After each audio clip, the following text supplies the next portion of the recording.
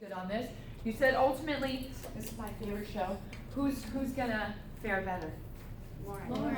Lauren, right? You might not think that just off of base of judgment and bias and right, okay, he's buffer, he's in better shape, he's got a lot of muscles, he's gonna whoop her when it comes to competitions and stuff. But really if we think about metabolic rate versus man and woman, we think of muscle mass versus fat storage for being a really good fuel. We think of total caloric expenditure per day when you're eating rice, right, and snails, occasionally, beans, small amounts of whatever rations they get. Ultimately, that build of having a little bit more mass and storage in the form of fat is going to allow Lauren to go a little bit further and compete, be able to go with less food because she's got reserves. Now, if you don't have a lot of fat reserves, you don't have a lot of glycogen, sugar reserves, those all get tapped out, and your fat reserves, what little you have, those get tapped out. What does the body start doing? Yeah, it starts metabolism or using the fuel of protein in your body. And protein in your body is in your muscle fibers, it's in your connective tissues, it's in the structures of your body. That's called muscle wasting, okay, or atrophy of the muscles. You'll start breaking down the muscles.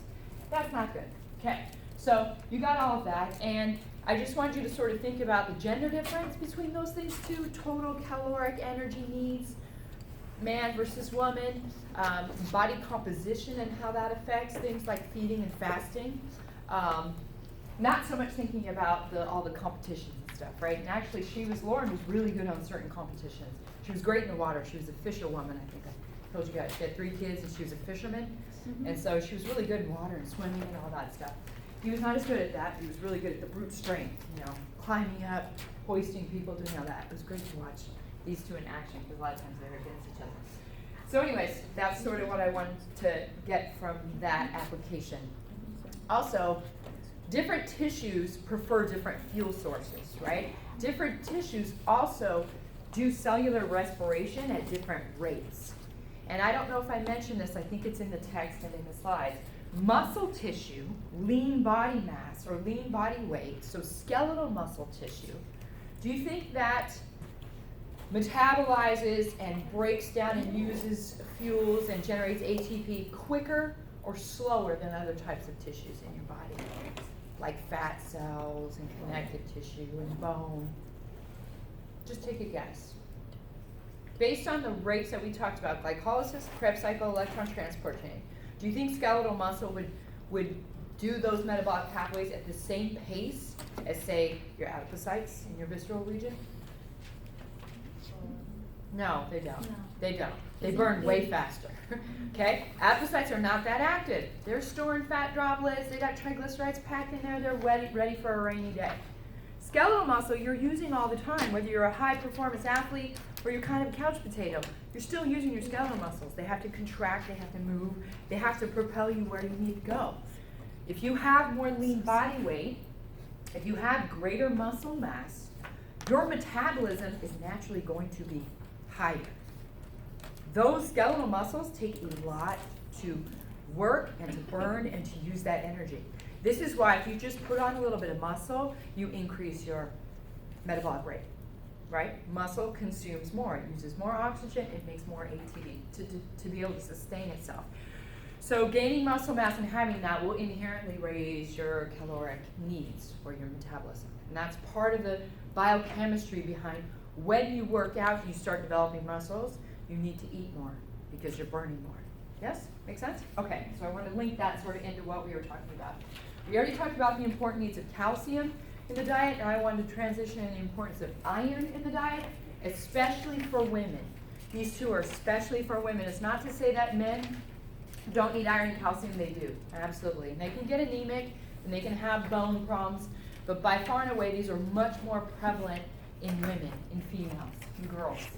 So iron, we need it to make hemoglobin, okay? So hemoglobin is really important. It's packed in our red blood cells. It carries oxygen and CO2 to and from all the cells and tissues of our body. We are actually going to do measurements of hemoglobin in lab this week. So we're going to look at the total number of red blood cells you have per unit. So what's your red blood cell count? What's your percentage of red blood cells that make up a given unit of blood? And those values are different for men and women. They're higher in men, they're a little bit lower in women. So your hematocrit is the percentage of red blood cells you have. And your hemoglobin is the amount of molecules of this particular protein that carries oxygen. It carries oxygen here, here, here, and here. It can carry 4. Those are packed inside your red blood cells. What's key for this is that this heme group, it's a chemical little structure like a ring. In each one of these subunits, it has iron. Iron is able to bind to oxygen. You know, over time that iron rusts, right? It oxidizes, it rusts, it turns reddish brown. Same thing, iron binds to oxygen in your blood. When your blood is actually bound, fully saturated with oxygen, it is bright red, it's like a dark red. Iron is bound to oxygen, it has a certain absorption spectra, emission spectra, so it looks very red. When it releases that oxygen from the iron hemes, it has more of a purplish blue look in your veins. You can actually see blue through your skin, right? Those are your veins. So that cooperation of iron binding oxygen, changing the color of the blood, we need iron to be able to make enough molecules of hemoglobin, okay, so that you can carry enough oxygen throughout your whole body. So iron helps build certain enzymes and proteins, not just hemoglobin, but a whole bunch of different enzymes that are involved in metabolic pathways. So for hemoglobin, for lots of other enzymes. Remember this structure, what level of protein structure is this? Tertiary. Quaternary. Secondary. Quaternary. There's 4 separate peptides or proteins that are all covalently bonded together. Here's an alpha, here's a beta, here's a beta, here's an alpha, here's an alpha. Those are 4 separate structures. And usually you'll see a name. They name them different because they're coming from different genes. And then they're getting packaged together to make this final 3-dimensional multi-subunit protein. Anytime there's multi-subunit like this and it's really big and massive, that's quaternary. It's the highest level of organization of proteins. So women need greater iron amounts during the reproductive years, so going from puberty all the way up throughout, you know, your 20s and 30s into sort of midlife. Why do women need greater amounts of iron? Menstruation. So every single month, cyclically, about every 28 days, although cycles vary from woman to woman, anywhere from 20, 24 days to 32, somewhere in that range, there's the menstruation, so the creation of blood vessels and new proliferation within the endometrium of the uterus, and then those get sloughed off and removed with all the hormonal fluctuations that go up and down, okay? So when estrogen and progesterone go down, you can't maintain those vessels anymore. There's no baby, right? Don't need the cushioning, don't need the extra nourishment and blood and oxygen, so all that needs to be shedded so that the cycle can start over again in case there is a pregnancy. So that happens every single month. So women tend to be slightly anemic oftentimes, more than men are.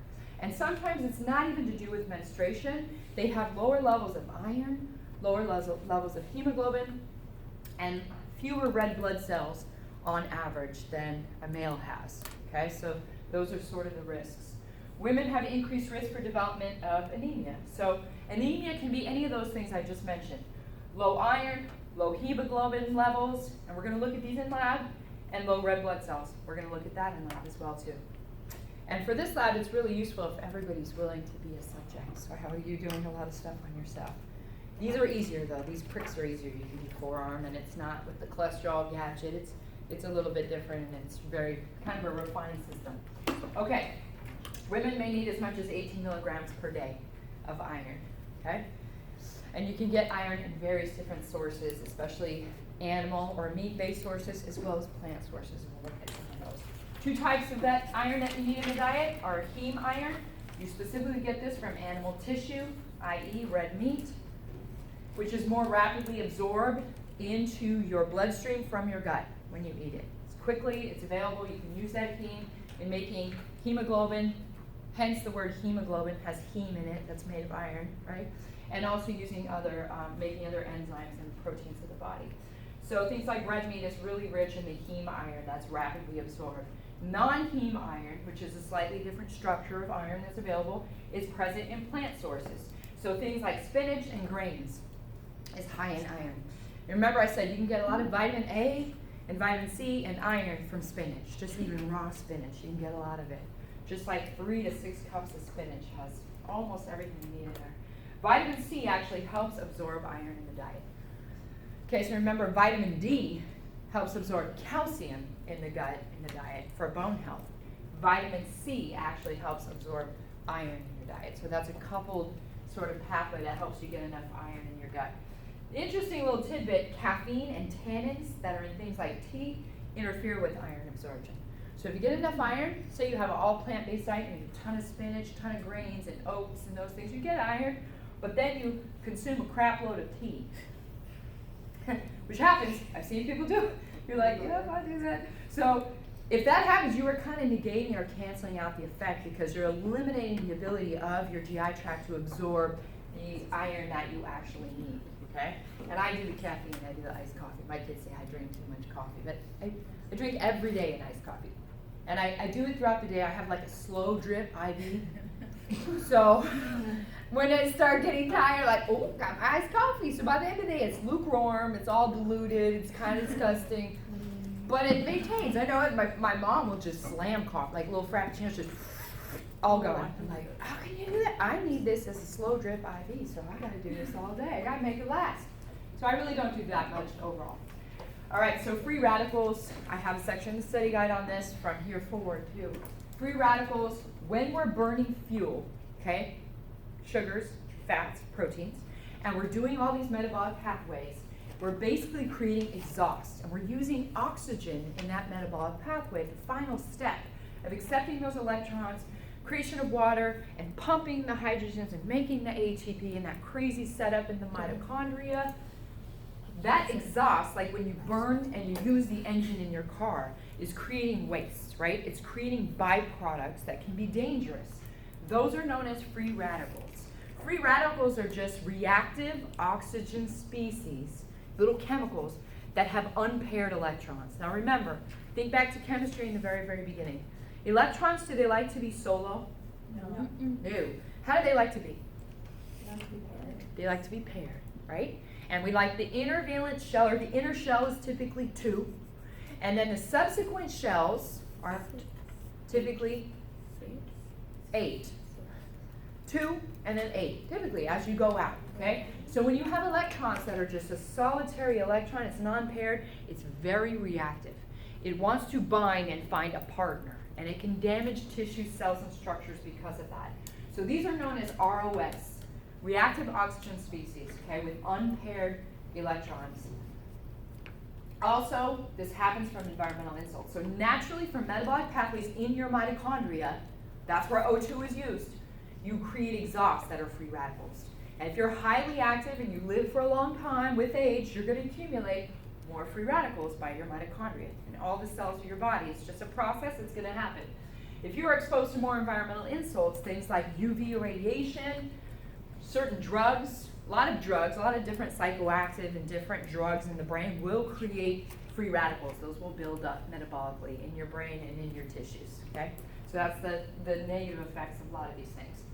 Too many of them, it creates oxidative stress on cells. It combines, because the free radicals end up combining with things like cholesterol, other proteins, other compounds. They damage blood vessels. You don't want to damage your blood vessels. That's what transports your red and your white blood cells, right? Damages proteins, damages DNA. You don't want to damage your blueprint for your entire body for making everything. And certain lipids, membranes, you have lipids in your membranes of your cells, you have membranes making your organelles. Too many of those actually damages all these cellular and structural components of your body.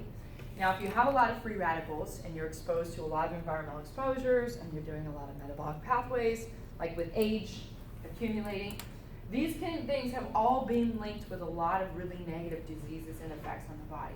Increased cell death, which we in biology call apoptosis. It's that programmed cell death where a cell commits suicide, if you will. They sort of internally implode and die. They go, oh, this is too bad, but I want to destroy all my neighbors, so I'm just going to package up my DNA in myself and I'm going to implode. That rate will increase and you'll lose more cells by apoptosis. Degeneration associated with aging, so the natural process of aging. There's a lot of biologists that have spent a lot of years studying why we age. Why do cells and tissues fall apart? Why do we get wrinkles? Why do the organ systems get more poor and less efficient with age? It's just a natural process. It happens.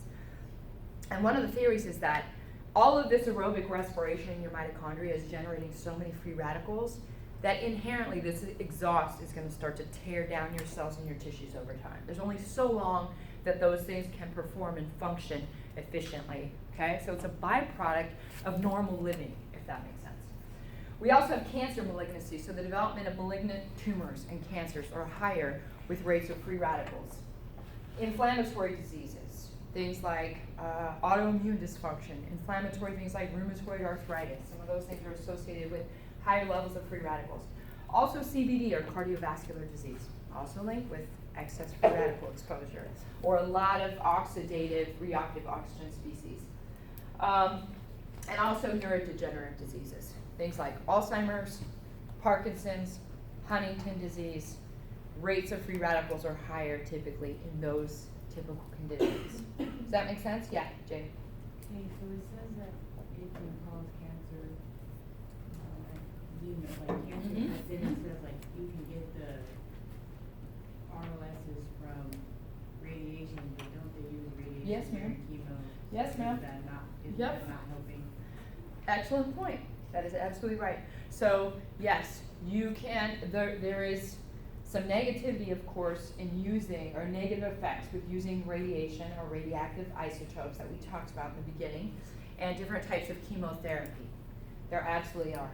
And that's why a lot of places, a lot of researchers and good institutions, places like Stanford, are already switching more to more clinical trials and companies and work involving immunotherapy, where you target the cancer with the person's own immune system instead of giving them radiation or chemicals. So we're starting to shift that way, but it's a $1 trillion industry. Chemotherapy and radiation and cancer treatments are a $1 trillion industry. So it's based on money, is what it comes down to. But a lot of good places are already trying other efforts because it damages other cells and tissues of the body. That's exactly what it does. That's why it causes hair loss, nausea, GI discomfort, all kinds of problems. Because it's not only killing your cancer cells, it's affecting your stem cells, which I'm going to talk about stem cells soon. Suffice to say, all these things are linked with free radicals, higher levels of oxidative sort of free radical oxygen species. There's a lot of protection against these that you can do, though. You can prevent excess free radical buildup. Now, with aging, you still will have levels that will be sort of higher than when you were young in general, but there's a lot of enzymes and key vitamins that will help against free radical damage. This is a real thing. You know, you hear on commercials, a lot of antioxidants in this cream, or antioxidants in this food, and this berries, and acai. Is it acai berry? I always say that wrong. Whatever. Acai. There we go. Thank you. I go to Starbucks and they're like, they always correct me. I'm like, acai berry? Can I get some of the acai berry? Acai. High in antioxidants. So there's certain foods and certain vitamins that are actually antioxidants by their chemical nature. So they help to bind and rid those reactive oxygen species. Specifically things that are like red and purple berries, high in antioxidants. Lush, colorful fruits. They have vitamin ACE, which pick up those unpaired electrons because of their chemical structure. You don't have to know their chemical structure, just know that they're good antioxidants. Those vitamins are beans, berries, apples, all kinds of stuff like this. And I just think of ACE, like you aced it, ACE. Get rid of all the free radicals, just ACE it, be healthy. Vitamin ACE. Other molecules in fruits and vegetables also are antioxidants. So in normal, now I've painted reactive oxygen species and free radicals as the culprit, the villain, and a lot of these things. And that's true. But you actually need a balance. You need a little, again, it comes down to homeostasis and balance. We're always going to have those guys around. You just don't want a ton. Okay? And they're actually involved in things that are normal as well. So they have physiological processes that are good and that they do. So if you have too much reactive oxygen species, ROSs, you have cell death, you have diseases, you have aging, all those things that I listed. Okay? But if you don't have enough reactive oxygen species, you actually have impaired immune function, because some of your white blood cells and function of your immune system uses free radicals to damage and inactivate other pathogens and microbes. They use it as sort of defending in their actions and their work. You have impaired cell proliferation, so you have problems with cells undergoing mitosis and dividing, and other slightly impaired responses in different ways. So you actually need sort of a balance. You don't want too much, because you'll get all these problems, but you don't want too little, because then you'll have some problems with normal physiology. So antioxidant defenses, some of the ones I mentioned, specifically I'd like you to know are vitamin A, C, and E. And those are found in beans and berries, red and purple fruits and stuff like that. Sources in your body that naturally create free radicals are here. Sources outside of your body called exogenous causes are listed there: UV light, radiation, drugs, environmental toxins. Inside your body, your mitochondria are actually creators of free radicals because they're doing the oxidative phosphorylation, right? They're making ATP using oxygen, so they're generating a lot of these free radicals. Inflammatory cells in your blood, NADPH, which is one of those electron carriers. A lot of those are creating these reactive oxygen species. So again, homeostasis is important. You don't want too much, you don't want too little. You'll be fine if you can kind of keep it in that window. We've had a question on some of your cards. A couple of you said, what about phytoestrogens or soy? We got a little bit into soy and we went, too much soy is not that great. This is talking about plant chemicals. There's research now in the last especially decade looking at chemicals in plants, and there's some research showing that they can help prevent cancer, different types of cancer. So they have anti-malignant or anti-cancer effects. So some of these substances can have really good health protective effects. Things like carotenoids, these are from yellow and orange fruits and veggies like yellow and orange bell peppers, stuff like that. I think I actually have some. This is such a pathetic lunch, it's kind of embarrassing. I'm just going to show you, it's so easy. I'm just going to throw it together real fast. So I got my spinach, like my bag of Popeye spinach. And I got my little orange and yellow bell peppers. So those, I know it's pathetic, there's not even dressing. But like when you're starving and you wolf that down, it's really good, it's yummy. And I'm a sweet tooth person, so, and that's good for me. So all of these, those have carotenoids in them, which are anti-cancer. Spinach has lots of vitamin A, lots of iron in it, so I don't get anemic, keeping the hemoglobin and everything good. Something else you probably heard, garlic. Have you guys heard, ooh, garlic's really good for you? Have you heard that? Okay, it's good for you. Actually, there's research looking at these things called allylic sulfides, and these are really helpful.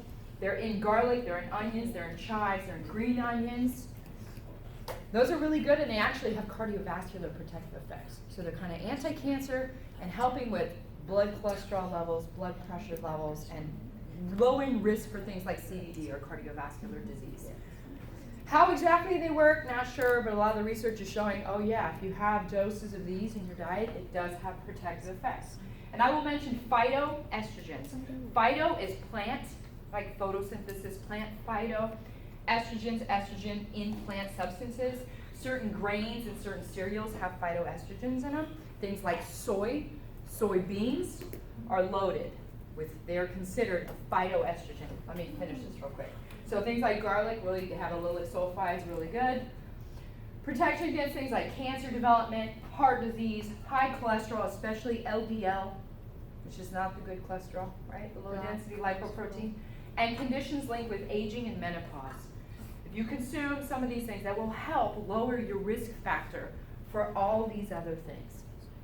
And that's what the research is showing, all the studies that have been done independently on these different vegetables and fruits and phytocompounds.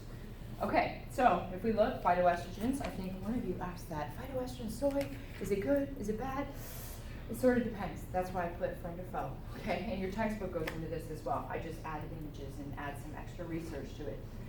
Phytoestrogens mean that they're plant chemicals. They act on estrogen receptors. Okay, so they act on estrogen receptors. If you have too much, especially soy, this can have negative effects on hormone levels because they can both stimulate and also inhibit estrogen receptors. Typically, they're acting as agonists or making the receptors get activated. So it can affect hormone levels. There are studies looking at different animals as well as things like, I don't know, goats and cheetahs and cows and all these other animals and looking at when they eat a lot of soy, or they eat an animal that eats a lot of soy and some of these phytoestrogens, it actually impacts fertility, has negative impacts on fertility.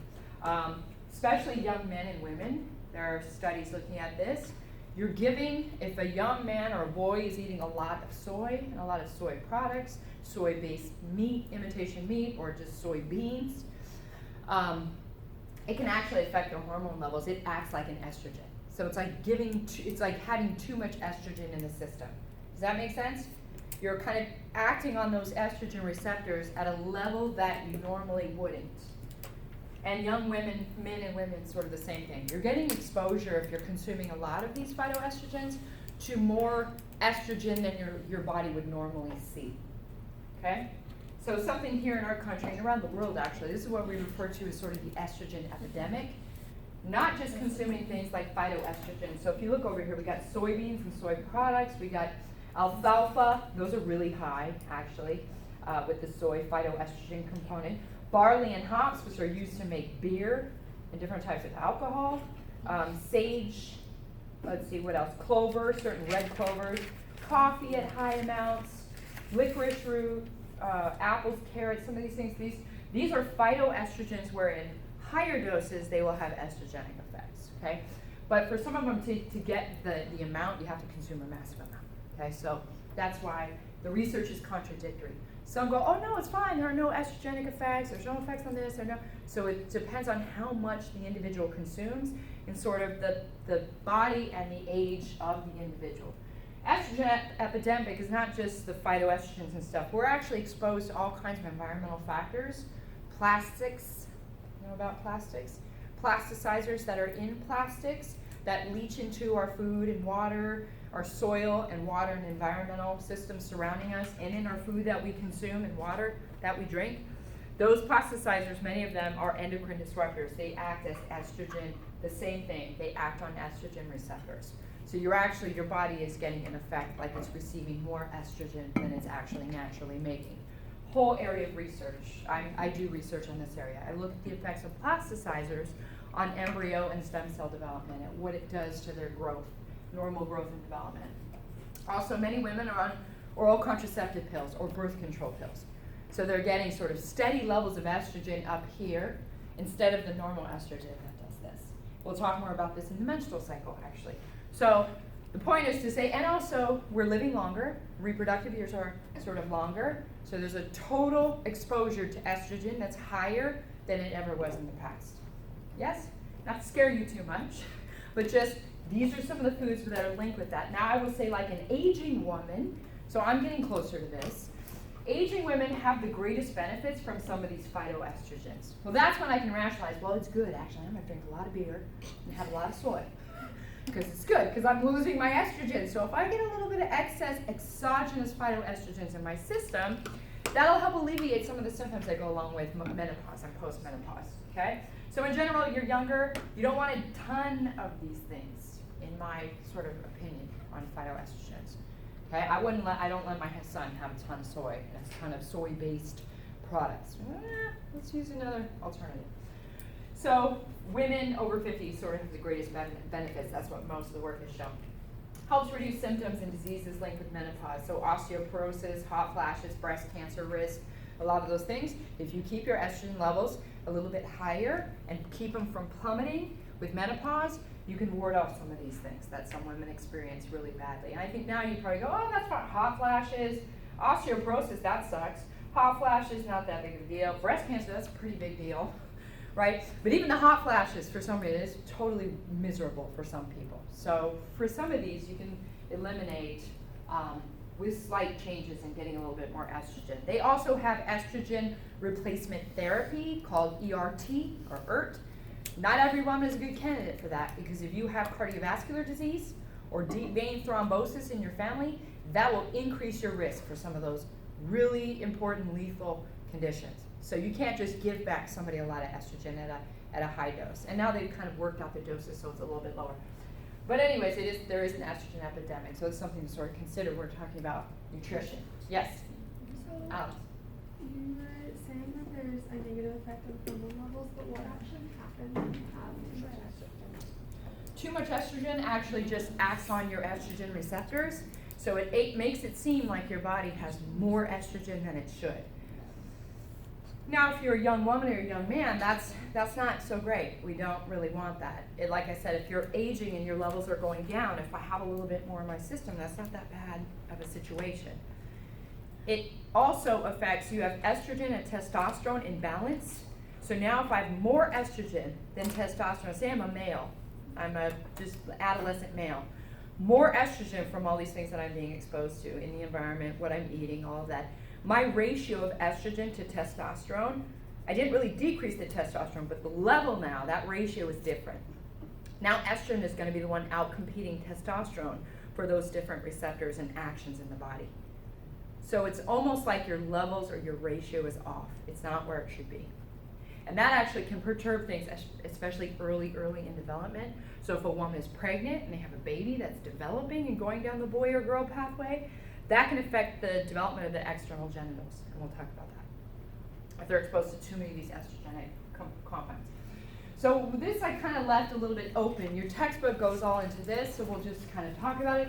What are the benefits of vegetarianism and or veganism? And then what are the risks, concerns for those? So what are some benefits? And these, I mean, if you do these in a healthy way and you are good at knowing your nutrition and these macromolecules and what you need to get in your diet, you can do this well.